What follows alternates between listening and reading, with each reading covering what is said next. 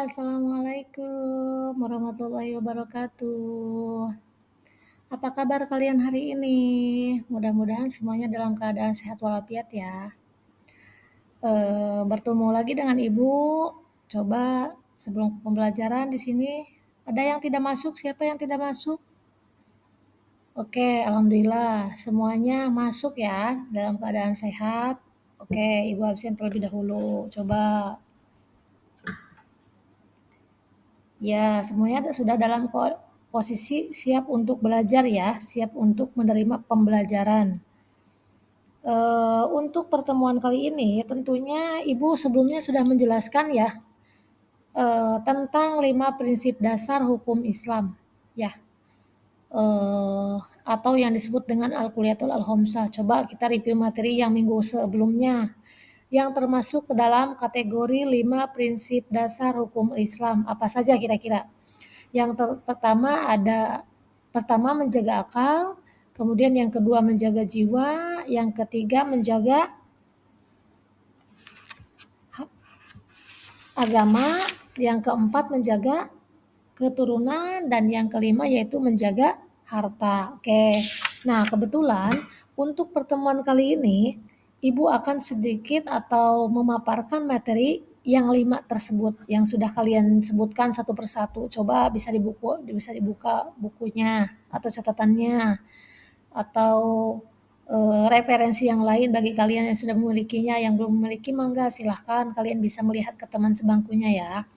Nah, di sini Ibu coba dari kalian, kenapa sih agama itu harus dijaga?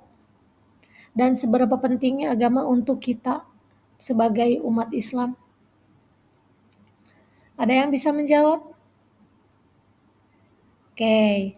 Nah, di sini kita bahas satu dulu ya. Yang pertama, menjaga agama atau hifdu ad-din. Kalau dalam bahasa Arabnya disebut dengan hifdu ad-din. Nah, menjaga agama merupakan pokok dari segala alasan mengapa manusia hidup di dunia ini. Oleh karenanya, menjaga agama lebih diutamakan sebelum menjaga hal-hal yang lain. Jadi, menjaga agama ini adalah segalanya atau harus menjadi nomor satu dan menjadi prioritas dalam kehidupan kita. Sebagaimana yang sudah Allah jelaskan di dalam surat Az-Zariyat ayat 56, A'udzu billahi minasyaitonir rajim. Bismillahirrahmanirrahim. Wa ma khalaqtul jinna wal insa illa liya'budun. Yang artinya, aku tidak menciptakan jin dan manusia melainkan agar mereka beribadah kepadaku. Agama juga menjadi satu-satunya alasan Allah Subhanahu wa taala menciptakan alam semesta beserta isinya. Agama juga merupakan intisari kehidupan yang sedang berjalan di alam ini. Secara logika atau alur logikanya, mengapa hifdu adin atau yang disebut dengan menjaga agama ini lebih diutamakan daripada hal-hal yang lain? Kenapa harus selalu diprioritaskan? Pertama, untuk apa hidup sejahtera? Memiliki keturunan yang banyak dan baik, hidup serba kecukupan kalau pada akhirnya masuk ke dalam neraka. Nah, padahal kehidupan di akhirat adalah kehidupan yang abadi. Contohnya misalkan penerapan hukum Islam, dimisalkan di syariat jihad fi sabilillah di medan untuk memerangi kaum kafir yang memusuhi umat Islam. Nah, contoh lain ada yang namanya kebebasan memilih agama dan kepercayaan bagi seluruh warga masyarakat. Ketika kita memilih atau menentukan yang namanya agama, ini tidak ada paksaan dari manapun. Tidak ada dorongan dari manapun karena yang namanya memilih agama ini tergantung kepada kita, ini merupakan hak asasi manusia. Nah, melaksanakan atau menjaga agama ini termasuk ke dalam salah satu rukun Islam. Rukun Islam yang bentuk ya, termasuk ke dalam salah satu bentuk rukun Islam. Kemudian yang kedua yaitu ada yang namanya menjaga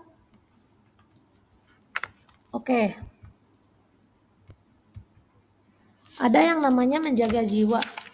Nah, menjaga jiwa di sini atau yang disebut dengan hibdu an-nafs.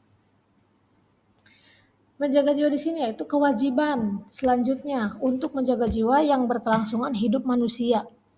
Supaya terus-menerus, supaya terus sehat, maka jiwa kita harus tetap dijaga baik jasmani ataupun rohani.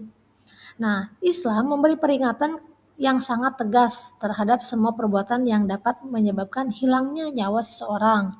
Misalkan ketika kita sedang bergaul, ketika kita sedang bersosialisasi atau sedang pada tahap remaja. Nah, kita alangkah baiknya menghindari yang namanya makanan atau minuman yang sekiranya dapat merusak jiwa kita atau kesehatan kita. Tentunya itu harus dihindari.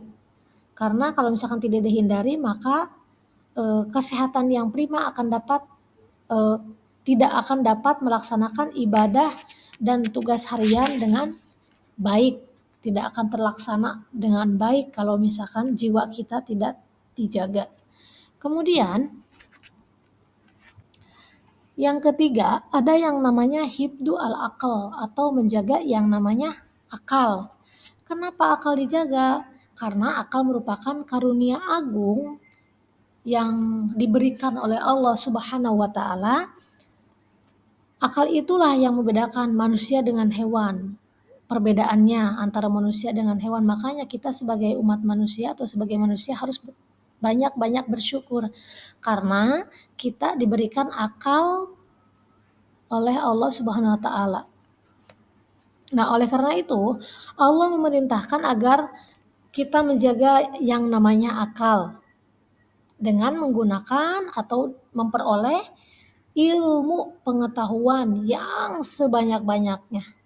Kan ada hadis yang menyatakan utlubul ilma walau bisin, tututlah ilmu walaupun sampai ke negeri Cina. Karena semasa hidupnya manusia itu tugasnya yaitu apa?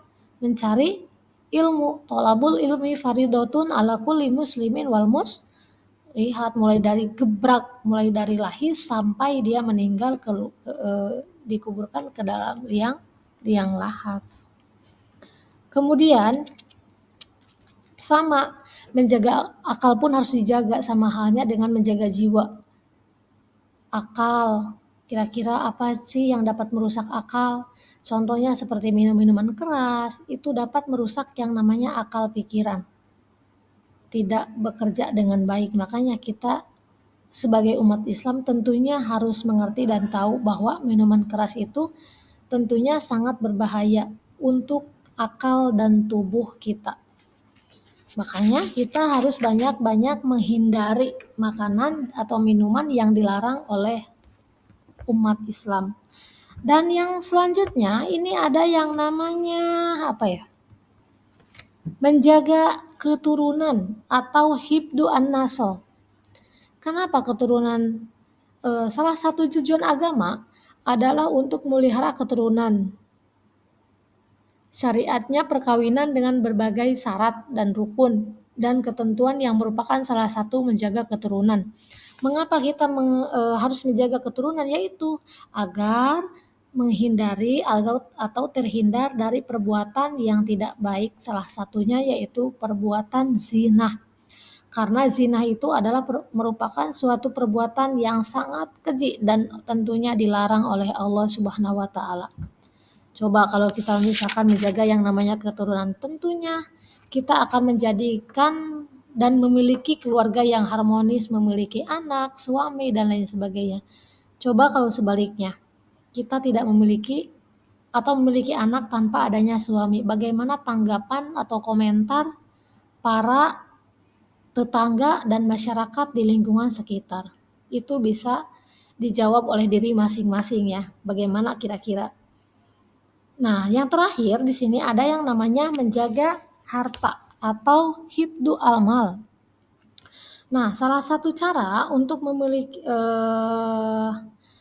untuk menjaga atau bertahan hidup yaitu dengan menjaga harta. Kenapa harta itu harus dijaga? Ya iya, coba contohnya ibadah.